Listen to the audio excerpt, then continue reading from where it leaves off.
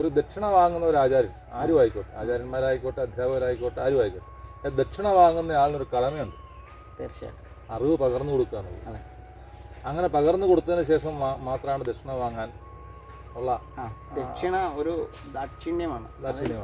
അതെന്ന് പറഞ്ഞാൽ തത്തുല്യമായിട്ട് ഒരു പ്രതിഫലം കൊടുത്തുകൊണ്ട് പഠിച്ചാലാണ് നമുക്ക് എന്തിനും ഒരു കൊടുക്കൽ വാങ്ങലാണ്. ദക്ഷിണ ആ ന്യായമായിട്ടുള്ള രീതിയിൽ കൊടുക്കാവുള്ളൂ. കൂടുതൽ ദക്ഷിണ കൊടുത്തു, കുറച്ച് അറിവ് കൊടുത്തു എന്നുള്ളത്. നമ്മൾ ഓക്സിജൻ നമ്മൾ സ്വീകരിക്കുന്നത് കാർബൺ ഡൈ ഓക്സൈഡിന് കൊടുത്തിട്ടാണ്. സത്വഗുണത്തെ നമ്മളിങ്ങനെ മേടിക്കുന്നത് രജോ ഗുണത്തെ ചെയ്ത് കൊടുത്തിട്ടാണ്. സസ്യലോകത്തിന് അവരുടെ പരാഗണത്തെ ചെയ്ത് കൊടുത്തിട്ടാണ്. മാലിന്യത്തെ കൊടുത്തിട്ടാണ് മൂല്യത്തെ വാങ്ങിക്കുന്നത്. അപ്പോൾ ഓരോന്നും നമ്മളൊരു കൊടുക്കൽ വാങ്ങൽ പ്രക്രിയയിലൂടെ തന്നെയാണ് പ്രപഞ്ചം മുന്നോട്ട് പോകുന്നത്.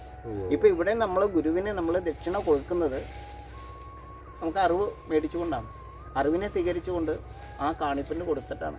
ഇപ്പോൾ ദക്ഷിണേന്ത്യ എന്ന് പറഞ്ഞാൽ ദക്ഷിണ വാങ്ങിക്കുന്ന ഒരിടമായിട്ട് ഇപ്പോൾ മാറി നിൽക്കുന്ന അവസ്ഥയാണ്.